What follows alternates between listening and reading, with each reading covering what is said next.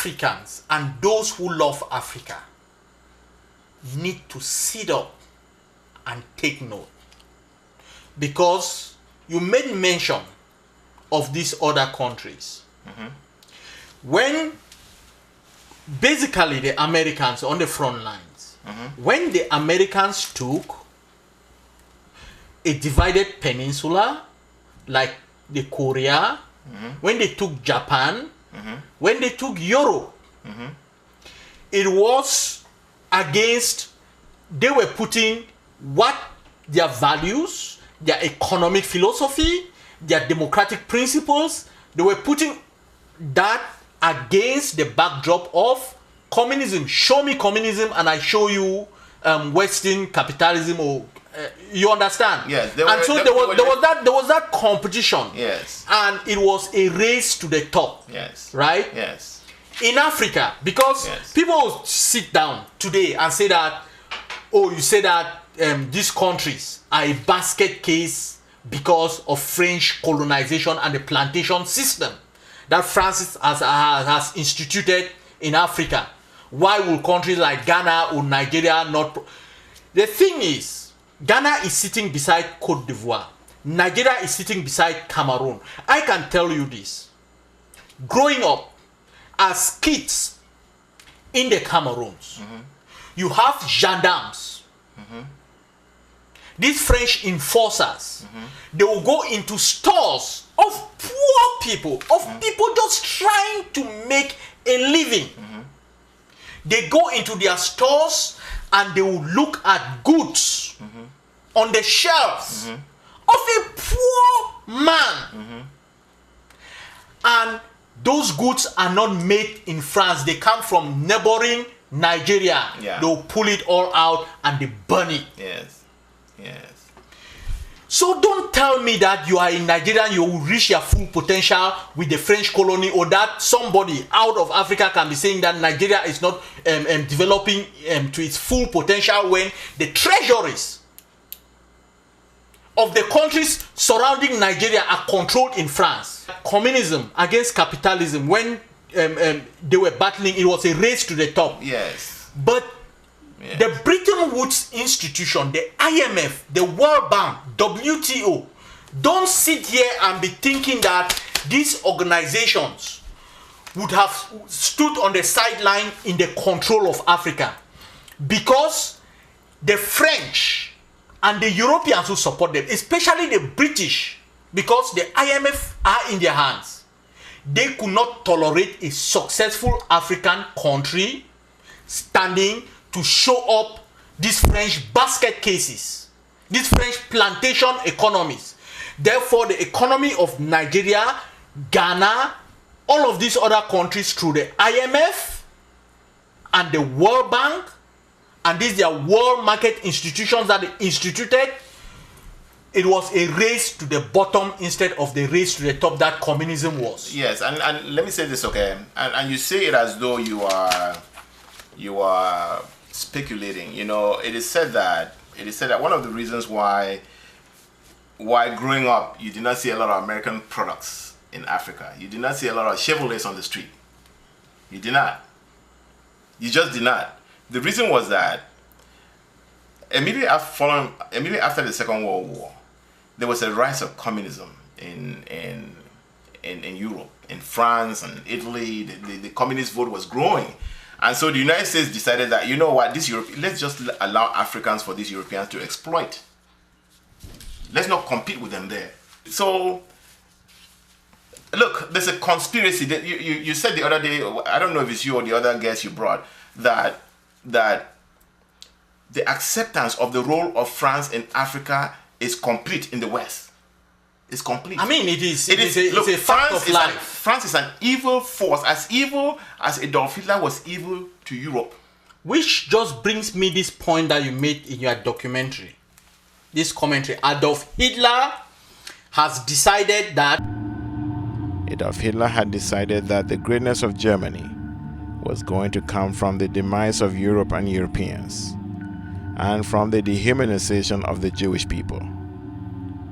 Charles de Gaulle borrowed from the same page and decided that the greatness of France was going to be built on the demise of Africa and the people of Africa, and from the continuation of slavery, the dehumanization of the black race. And the continuation of slavery and the dehumanization of the black race. Yes, absolutely.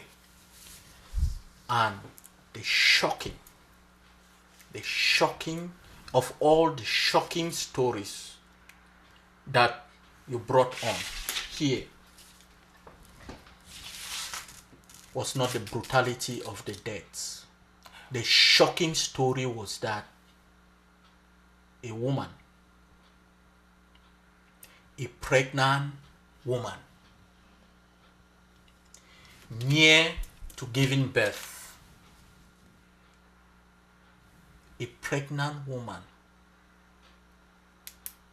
was so scared because her pregnancy was no defense that she will not be attacked or killed. No. She was so scared that she had to run and give birth in the from bush. her home. Yes. And gave birth in the bush. Yes. That was of everything that you are documentary, of all the deaths and the images of Africans assassinated and killed. That woman alive, her story. Yeah, her story and all the implications of that. Let me say this, okay? That tape, I just saw it, and the one. See, Africans have suffered all of these bad things so much so that it's become part of their lives. So that they just make these tapes and they throw them around. And I looked at it and I'm like, Jesus, I did not shoot that tape. I just saw it. It's just a tape that the person was filming what has happened. Okay, but let me say this, okay? It is said that the power of government is only second to the power of God. Okay? Now, and so when you have a government that works for you, it uplifts its people. Okay? The power of the governments that have been planted by the French in all its Francophone colonies do what you just described. Because that documentary is not coming from, that tape did not come from Ghana, it did not come from Nigeria, it did not come from a war zone. Okay? It's just an everyday thing, yes. The pictures of people shot in their cars. But these are things. These are stories that happen. I did take you, and I did talk about the powerful words and the imagery that you bring, and about Hitler, Nazism, and fascism, and what is going on in Africa, in Côte d'Ivoire. And somebody might look at that and just think that this is exaggeration at a fundamental level. Ladies and gentlemen, Rwanda was no exaggeration. Congo Brazzaville, where more than 250,000 people were killed, was not an exaggeration. It's not an exaggeration. Côte d'Ivoire today is not an and that is what I want to bring, because if we are tying this up, there is a thread here. Pascal Lissouba won a democratic election in Congo. A democratic president was in Côte d'Ivoire. Can you tell me how French involvement in Congo and Côte d'Ivoire resulted in almost the same deal being offered to these two men? And because you tackled that. Yeah, that story is in this documentary. The fate of Professor Pascal Lissouba in the Congo was now with Mr. Gbagbo in the Ivory Coast. He blinked. Where Lissouba had rejected to take a dictator, voted out of power as vice president and head of the military in his country, President Gbagbo accepted a gun-carrying rebel in control of the military and the Ministry of Interior. both options were presented by France to both men against the constitutions of their different countries and against the will of the peoples of the Congo and the Ivory Coast. The French president, Jacques Chirac, has been quoted to say, "Democracy was a luxury for Africa. Democracy allows the people of Africa to determine the government under which they lived, a proposition France has been unable to accept for more than half a century, since World War II." President Gbagbo came to realize, like Nazi resistors in World War II quickly realized, that it was easier to resign to the status quo of occupation and criminal violations and hope for a D-Day to come than fight on and not live to fight another day. Around 2004, we were still working on this piece, so we did cover some of what was going on in Cote d'Ivoire at the time. What happened with Lissouba, it was a subversion of the constitution. It's the same thing that's happening in Ivory Coast. The thing, I look at Gbagbo and I'm saying this guy is a survivor. Mr. Ambe, this has been a wonderful, wonderful discussion for the uninitiated, and I consider myself pretty on top of things. But talking to you and watching your documentary expanded my view of really, and I could not pay you a bigger compliment than that I sit down and I watch it and I understand things a little more. Mm-hmm. I understand left from right. Mm-hmm. I can look at the Ivorians and feel that they are my brothers. I can feel that this is the same struggle. Yes, and that their struggle is legitimate. It's legitimate. Yes. It is much more fundamental than who is president of Ivory Coast today. Oh, absolutely. It's so far more than that. Absolutely. And I cannot help thinking that any African, whether you are African American or you are European, any African would want to lay a hand on a copy of this, because emancipate. None but ourselves can do that. And so no. I am asking you, why you looking at their background, there is absolutely nothing that will point to the fact that you will be the source of such a documentary. You can probably make more money shooting, doing your film, or even, you are an economist by training. So why you really? You can be as accomplished as you want, but if your own people are not free, you are not free. Because when people see you out there, the first thing they see is an African, and so and you could maybe perform the 200 or 300% and be accepted, but you're always boring. You're always second to somebody else. Okay, and I'm thinking I think the more you want to capture it and you want to share it with your own people. You understand? And that is more rewarding than anything else. In fact, I spent a lot of time researching that documentary. And you're correct, if I had spent that time making boy meet girl movie, yeah, it would probably make more money and I'll probably take a shorter time to do it. No, it's funny because I am just sitting here, I'm wondering, because I'm thinking that most of the materials that you use, that you have to come across, would be in French. And so it's shocking that somebody from your background, from the Anglo-Saxon background, will wade through French documents and French archives to dig something out like. So that's what is making me really. But that is the advantage.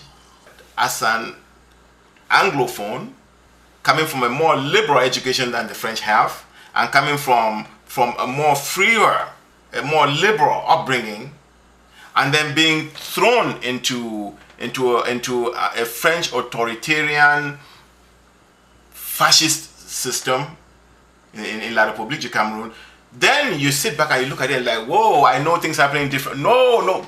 You talk about control. If you go into the Francophone system, it's a patronage system. So if you're educated, if you have to be with the system to even be able to use. Do you think that is why when Rwanda just felt a little bit that they are have seized a modicum of their independence, they totally changed their language from French to English? Do you think that played a part in that? Well, Paul Kagame and the rest were basically Anglophone. They grew up in Uganda, so but they know the two systems. Whenever you know the two systems, there's no way you can choose the French system. Augie, you know but I think that there is more to play there, because the Americans, when they freed themselves from the British Empire, the first thing that they did, because the minute you compromise, especially at that early stage, the minute you compromise, the minute you don't do a clean break, you could be sucked up. Now the French will have it so difficult to suck Rwanda back in, and they are trying. They are fighting hard to do that, just because Kagame changed a fundamental in that my land will speak. Let's say the French was a colonial language, and so I'm going to decolonize that language by choosing another language. Now, the Rwandan people did not have, let's say, a uniform Rwandan language that he could have, say, a uniform Rwandan language. Probably they could institute it in parts of the country. But to totally decolonize, which like the Indians did, okay, they put English just a little bit that, but they took the Indian language and they said that, you know what, this becomes a national language. And that was a clean break.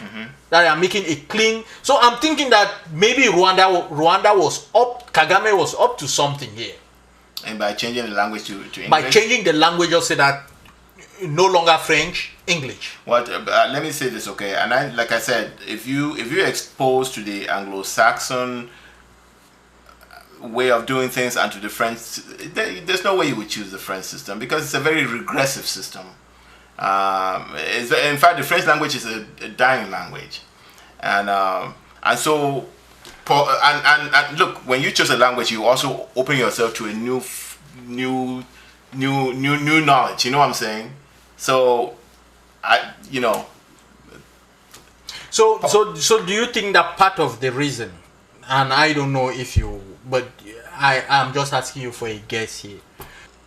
In the 60s, in the 50s, you had people like Nkrumah. This mid-20th century is Africa's. This decade is the decade of African independence.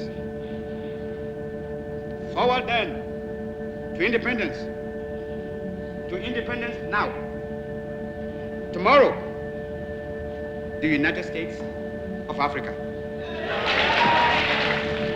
They were talking of the new African man. He used that statement many times. The new African man. With the African mentality. That African nationalism of, I am capable of doing for myself what you are capable of doing for yourself. Don't come and think that you want to do for me what I know I can do for myself. Yes.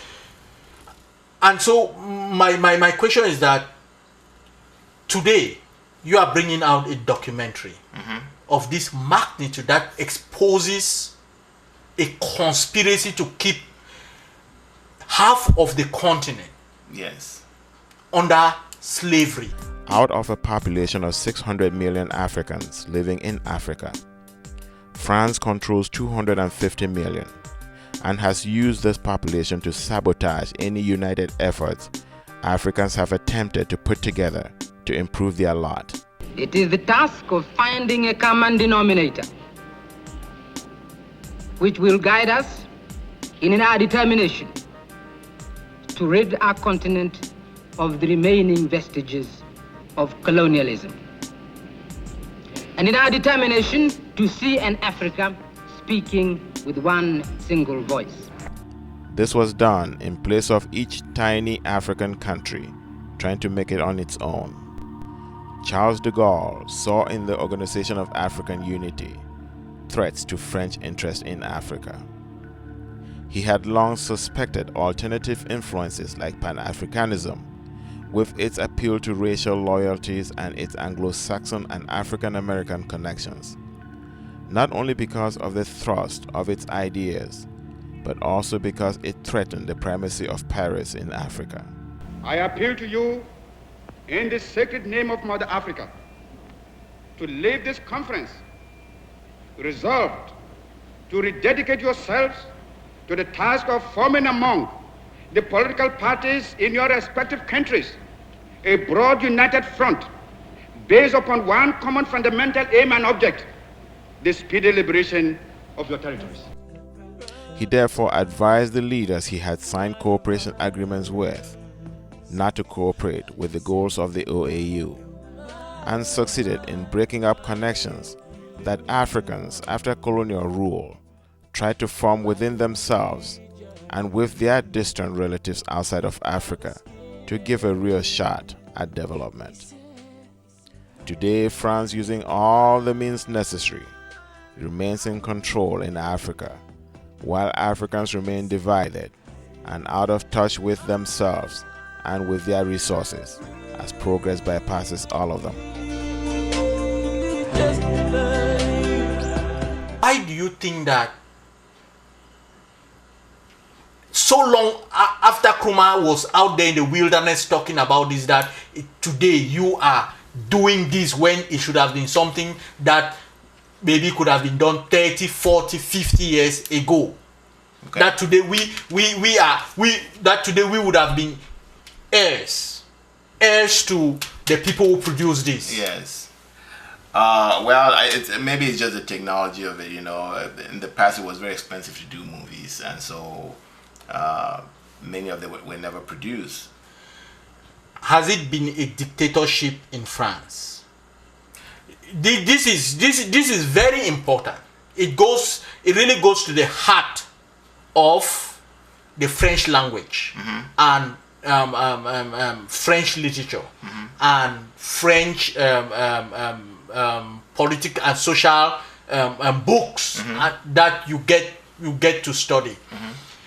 And the question that I'm asking is the French government a dictatorship? Has it been just the party of de Gaulle that has been ruling France, that maintains and feels that it maintains this French empire? Because you would expect in a dynamic society, right? Mm-hmm. In a dynamic society, the exchange of different segments of the society gaining power at one time and the other losing power, and that at least a part of that segment of the society will look at this and say that, you know what, we stand for human equality, mm-hmm. human rights, mm-hmm. and we cannot tolerate a society that believes itself above, at the top of the food chain, and the Africans as their laborers. Mm-hmm. So you expect, if there's a French conservative and the French liberals, and that, are they changing power, or is it just the party of de Gaulle or Gaullist? Let's put it, is it just Gaullists who have been ruling France? I'm going to say this, okay? I'm not a specialist of France. I detest the place. I have very little interest about France and what they do.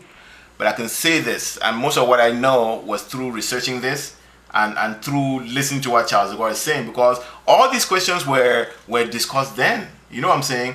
And Charles de Gaulle makes it very clear that there's a marked difference between Americans and the British and the French. That Americans and the British can have a constitution where they can actually sit and debate and arrive at a decision which everybody agrees. And he says very clearly that the French are not that way. That if you give a little bit of freedom to the French, they are on each other's throat. Okay? And therefore, he established this. The French presidency is called a presidential monarchy or something like that. Now, when you come to the French people themselves, the French people actually have nothing to do with foreign policy. You know, when I was watching the videos from Cote d'Ivoire in 2004, they have these coffins where they put Chirac's name, and they're very correct. Because what happens in France-Afrique, in French colonies in Africa, is solely the responsibility of the president. See, So France is not a democracy like Britain is a democracy, and their parliaments are weak, very weak. Augustine, the point that I'm driving to this point of mind and mindset, because in Africa and in France, Afrique, right? You might say that the party in power, is a colonialist or Gaullist who believe in the colonization of Africa and maintaining of that colony, and that this other party or this segment of the society can come and say is countering that, and they counter that with literature. That a kid in Ivory Coast, in Bouaké, or Yamoussoukro, or in Libreville, or in Kinshasa, that a kid would go and in the bookstore and pick a book written by a French of another stripe, not a Gaullist. And in that book, he is seeing how they are damning this, and that informs him. And that is why I'm driving at this point that France has not been ruled only by Gaullists. No. But so from left and right, like center. Mitterrand's government was not a Gaullist government; it was a socialist government. But I can tell you this though. So the French people, French intellectuals, they are as complicit. No, absolutely. They are as complicit because their unavailability, the fact that they have been able to maintain the empire, the fact that an Anglophone will dig this up and produce this, tells you how desperately complicit French intellectuals, French, let us say the leftists are the French progressives, how complicit they are in their government's action in Africa, because they tolerate it. Because I think that they will march on the streets of France if France doesn't do what it is doing in Africa. Well, let me say this, okay? I'm going to say two things. One is that the benefits of the colonial exploitation of Africa is so seductive that it doesn't matter which government comes in. They just look at the loot from Africa. Is like, how could you? Mitterrand said very clearly, and it's in that piece. France must hold her road and refuse to reduce her African ambition. France would no longer be quite the same in the world if she abandoned her presence in Africa. France will not be the same if they're not involved in Africa. And we are not talking about 20 years. No. It's Mitterrand. We are talking. This is current history. Yes, absolutely. This is current history. François Mitterrand. Yeah. So the loot in Africa is so seductive that even if you come, my understanding is that when Sarkozy came, he was saying that we're going to change this. But I tell you what, like I said, once you come in and they start looking at the loot, you'll be like, Jesus. You know what I'm saying? So this is, but Ben, let me say this, and I know you wanted to, you picked on an angle where you want to make the African responsible for liberating themselves, and yes, they should. But I'm going to say something, okay? Spain colonized the Western Hemisphere for a very long time, okay? It took the United States in the Monroe Doctrine, a big power, to stop the the Spaniards from interfering in the Western Hemisphere. Vietnam succeeded in beating the French out because they had China who supported them. So we do need a big power in Africa that can help us free ourselves from the Europeans. We are looking. We really do, and that's why that's why you see me lament so much when Nigeria gets its marching orders from Paris. I'm waiting for South Africa to finish the last leg of its own liberation and assume responsibility, because we do need some responsible partners in Africa to free ourselves, because until the black man is free in Africa, the black man will not be free in America. The black man will not be free in Britain. The black man will not be free in the West Indies. Of course. Okay? Of course. Until we can put our own... Because if you come to look at it, right? Look, God made raw materials and God made man.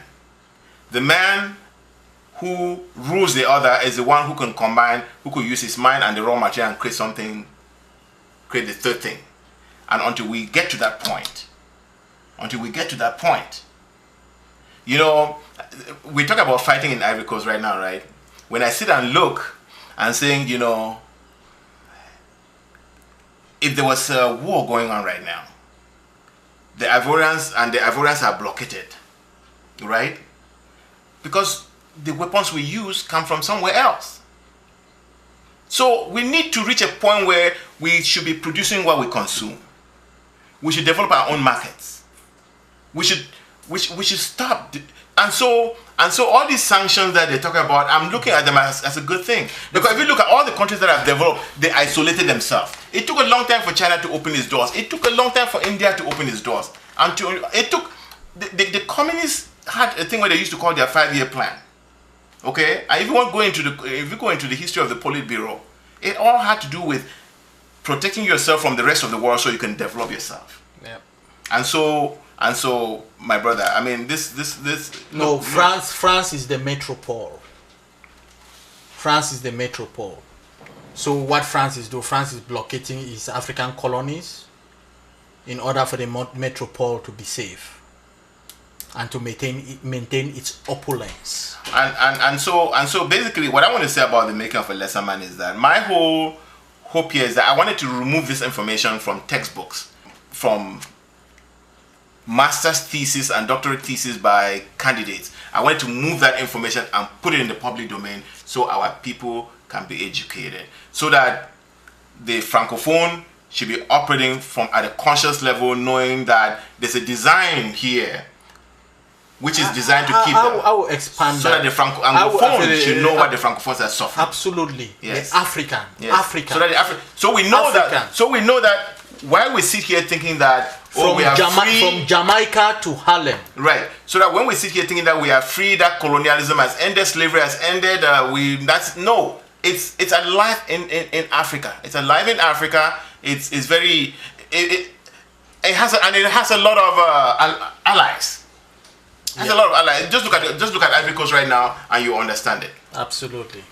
So, Mr. Augustine, I am really happy that we had this opportunity to have this conversation, and I am really in awe of the work that you did here, and I think that our people can really thank you, because there is nothing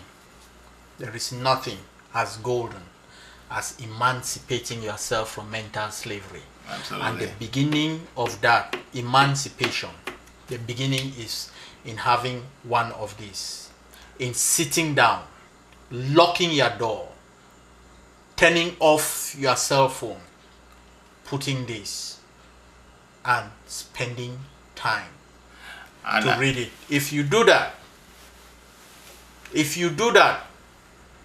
I promise you, we are going to be free. No, you'll be a new man. So, Miss, I'm saying that we are going to be free because nobody is going to watch this and go about life as if his life and go about life the same way that he was going through. No African, let me put it that way, is going to watch this and after it continue going on with his life as he did before watching it. There are two things I want to say before you move on, okay? The two is that if you want to know what's happening in the world today, you need to go back and read the history of the Second World War and the post-World War arrangements. That's when the blueprint for what's going on now That's the blueprint. The second thing is that once your mind is liberated, you really become a free man. You really become.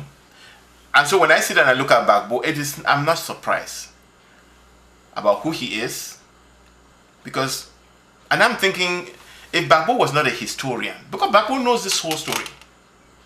If you look at what he says and the way he says it and what he does, Gbagbo knows this story very well. And he's very comfortable. If you look at him, he's very comfortable in his skin. I'm almost very sure that if you go today to shoot Gbagbo is not going to run, because one of the things that knowing does to you is it brings you together and you do the things that you do and you get your satisfaction there, so that if you're going to leave the world, you know that you were here and you did the things that you needed to do as a human being that was here. You understand? And I look at Gbagbo, and so that was my whole intention of putting this together. I haven't learned about this. There's no way you can keep it in you. There's no way you can keep it in you. I am really happy that this is out now on the street. So how can people get a copy? By the way, what you did not say is that this won the best political documentary at the New York Film Festival in 2005. I forgot to say award winning. Yes, and since then we really haven't distributed it. We're going to bring it out. Anybody who wants a copy, and they go to the makingofalesserman.com. The makingofalesserman.com. Yes, they can get a copy and see some material on that piece. But it's we will make it a lot more available once we get all the distribution arrangements on nailed down. So basically it's just one word, the makingofalesserman.com. One word, the makingofalesserman.com. Well, thank you so much. Thanks for inviting me. I've really had a wonderful time. Thank you. I started this show today singing the song of freedom. And somebody might find that a little bit jarring, that I am sitting here preparing to interview my guest, and I am singing, and I can carry a tune. And I know that some of you might say that leave it to the musician. Leave it. Why don't you bring somebody who can sing to even do it if you want to sing on air? You know what? I do that just to show my enemy, just to show the enemy of Africa, just to show France that they cannot feed me into submission. Because if they are able to feed you into submission, then you remain a colonized man. And so Africans, whether you are a bus driver, you are a taxi driver, you work in a ministry somewhere, you work inside a studio, you go about, you sing the song, redemption song. You sing it. So that when your colonizer looks at you, when your enemy looks at you, he sees somebody who he thought that he has given everything. Somebody that could have been fed into submission, but that spirit of freedom still rings in them. Because if they cannot beat it out of our people in jail, Nelson Mandela remind you, if they cannot kill it out of our people, the 100 deaths, more than 100 that the French gunned down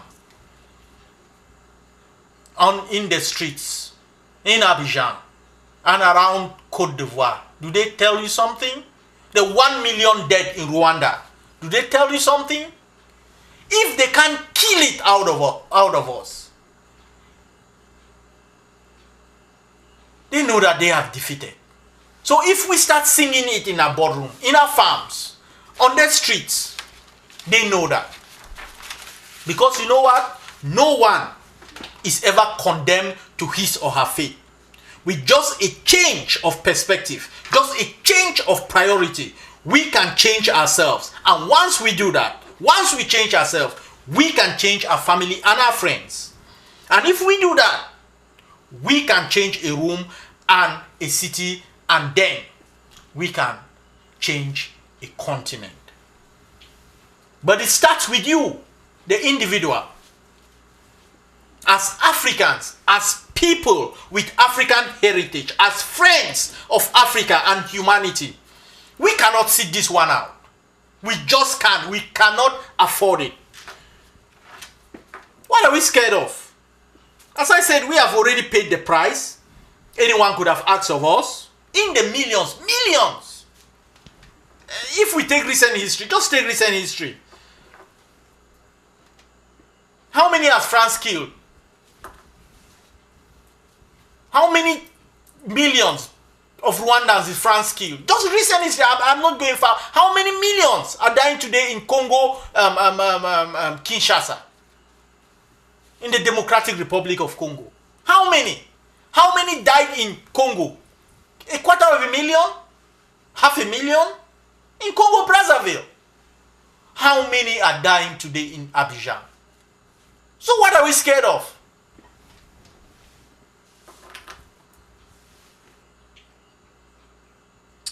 I tell you what, it is enough. It ends here in Côte d'Ivoire. It is enough. It must end here. The end of France-Afrique must begin in Côte d'Ivoire. You cannot afford to sit this one out. You, African, friends of Africa, African Americans, from Jamaica, as I said, from Jamaica to Harlem, to Paris, yes, I called it, to Paris, to Lagos, and to Accra. We cannot sit this one out. If you decide to sit this one out, then you are as culpable as the French colonial army pulling the trigger on the streets in Bouaké, Yamoussoukro, Abidjan, and God knows where. And don't give me that about being powerless, about being alone, about what can I do. Where are you? Pick up a pen, write a letter to your local representative in Africa. Write it to the foreign embassies. Write a letter, just do that. Write to your presidents or opposition leaders in the countries that you are in. Organize, do something.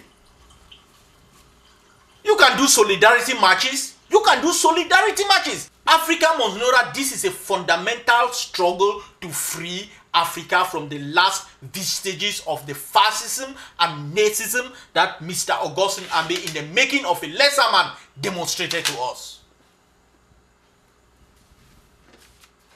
You are in the diaspora, pick up a phone, call your representatives from the green parties to the conservatives. Write, call, email, call your congressman or a senator, Republican or Democrat. You don't know who is going to help.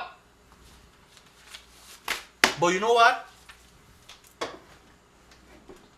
It all starts with educating yourself, emancipating yourself from mental slavery. None but ourselves can free our minds. And this is a tool of that. This is a tool of emancipating yourself. Get your hand on a copy of this and watch it. And you see the cry of Africa. You can do that. You can do that. I don't expect, it might just be your own contribution that you get a copy of this, you go on the website. This is really not an academic exercise. This is an exercise of life and death. And so if you go to the makingofalesserman.com, just, it's as simple as that. Just get yourself a copy. You can, that might just be your own contribution to put it in your television. Gather the people around you. Maybe you see a Jamaican down the street, you bring him in. Maybe you see somebody, an African American, you bring him in. Sit down, my brothers. Let's sit down. You even if it's a bottle of beer or a cola nut, you break it. You guys sit down and you watch it, because this becomes a universal African struggle. What is going on in Ivory Coast? And some of you might have more means than others. Some of you, I will not say that lazy. Maybe you are busy. Maybe you can just go to the makingofelesserman.com and say that, you know what, I'm going to buy 100 of this. That I'm going to buy 100 of this. This is a money for 100. I want you to put it in the envelope and send it to all United States senators. 100 United States senators. That might just be your contribution. And they put it in envelopes and they go to all of those senators' houses. You might say that, I cannot do 100. Just send it to all the Congressional Black Caucus members in the US Senate. That might just be your own contribution to what is going on in the Ivory Coast, because the story cannot be hidden any longer. The tools are here. You can do something. Do something. Thank you.